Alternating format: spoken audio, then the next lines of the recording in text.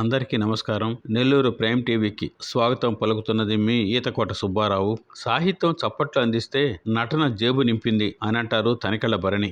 నాటక రచనలు, సాహిత్యం తనకు చప్పట్లు అందిస్తూ ఉంటే సినిమా నటన జేబులు నింపుతుందని ప్రసిద్ధ సినీ రచయిత, నటులు తనికెళ్ల భరణి గారు అంటారు. వారు దాదాపు 20 ఏళ్లుగా 12 నాటకాలతో సాహిత్య అకాడమీ లాంటి బహుమతులు కూడా గెలుపొంది వేల ప్రదర్శనలతో తెలుగు నాటక బావుటాను అనేక రాష్ట్రాలలో ఎగురవేసిన తనికెళ్ల భరణి గారు ఇప్పటికి దాదాపు 50 సినిమాలకు మాటలు రాశారు. 500 సినిమాలలో నటుడిగా తెలుగు హృదయాలలో చెరగని ముద్ర వేసుకున్నారు. 3 సార్లు నంది అవార్డు గెలుపొందిన వీరు సిరా లఘు చిత్రంతో అంతర్జాతీయ ఖ్యాతిని కూడా అందుకున్నారు. అమెరికా దేశంలో కూడా జ్యూరీ అవార్డును గెలుచుకున్న ఏకైక తెలుగు నటుడిగా మన తనికెళ్ల భరణి గారు చరిత్రకెక్కారు. 2008 మార్చి 9వ తేదీ నెల్లూరు చెందిన సందర్భంగా వారితో నేను ప్రత్యేక ఇంటర్వ్యూ చేశాను. అప్పట్లో అది ఆంధ్రజ్యోతి దినపత్రికలో కూడా ప్రచురణ జరిగింది. అప్పటి విశేషాలు, కొన్ని ఆసక్తికరమైన విషయాలు ఈరోజు మనం షేర్ చేసుకుందాము. 20 ఏళ్లుగా నాటకకర్తగా, నాటక ప్రయోక్తగా, నటుడిగా మన్ననలను అందుకున్నాను. కానీ సినిమా పరిశ్రమకు వచ్చిన తర్వాతే నగదును చూశా.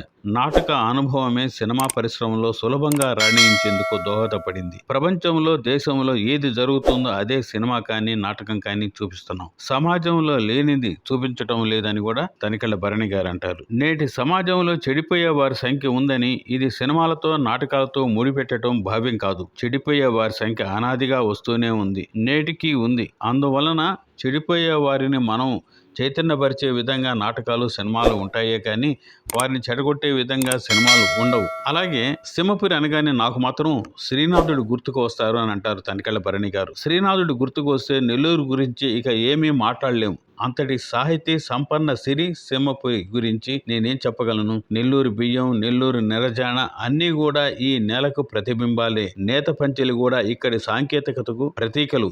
నెల్లూరు మాండలికం కూడా ఒక మధురం. నేనెప్పుడు మాండలికాలకి వ్యతిరేకిని మాత్రం కాదు.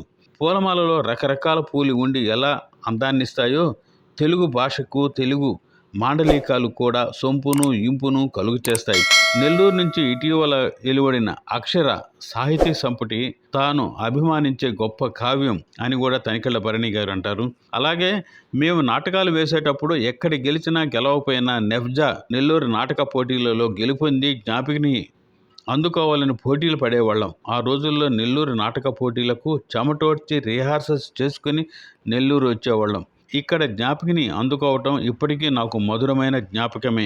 కృషి చేస్తే ఎవరైనా ఏ రంగంలో అయినా రాణిస్తారు. ఇందుకు తన అనుభవాలే పాఠాలు. తెలుగు వారి అందరూ కూడా నేను ఇదే నా సలహాగా చెప్పగలను. ఏ పరిశ్రమ నిర్వహించినా, ఏ వ్యాపారం చేసినా అందులో చిత్తశుద్ధిగా కృషి చేస్తే మాత్రం వాళ్ళు తప్పనిసరిగా రాణిస్తారు. నాటక రచయితగా, నటుడిగా, సినిమా రంగాల్లో ఇలా విభిన్న రంగాల్లో, విభిన్న పాత్రల్లో నేను కృషి అనే పదం వల్లనే తాను ఇంతటి వాడినయ్యానని కూడా తనికెళ్ల భరణి గారు ఘంటాపథంగా చెప్తున్నారు. నెల్లూరులో మాత్రం అలనాటి నెఫ్జా లాంటి సంస్థ లేకపోవటం నాకు ఇప్పటికీ లోటుగానే కనిపిస్తుంది. నెల్లూరు నాటక కళాప్రియులు ఇలాంటి సంస్థను మరొకటి ఏర్పరిస్తే అందరికి చేతి ఇవ్వాలని కూడా నెల్లూరులకు నేను సలహా చెప్తున్నాను. నెల్లూరులో ఏర్పరిచినా కూడా ఇది తెలుగు నాటక రంగానికే గుర్తింపు, గౌరవం తెచ్చే ఒక సంస్థలాగా కూడా వెలుగుతుందని నేను అభిప్రాయపడుతున్నాను అని తనికెళ్ల భరణి గారు ఆ రోజు అన్నారు. అలాగే తనికెళ్ల భరణి గారు నీటి చుక్క అనే నా దీర్ఘ కవిత్వాన్ని కూడా ఆవిష్కరించారు. వారి చేతుల మీదుగా నా లాంగ్ పోయం ఆవిష్కరించడం కూడా గౌరవంగాను, ఘనంగాను, ఆనందంగాను నేను ఇప్పటికీ నా సాహితీ చరిత్రలో ఒక గొప్ప అధ్యాయంగా భావిస్తాను.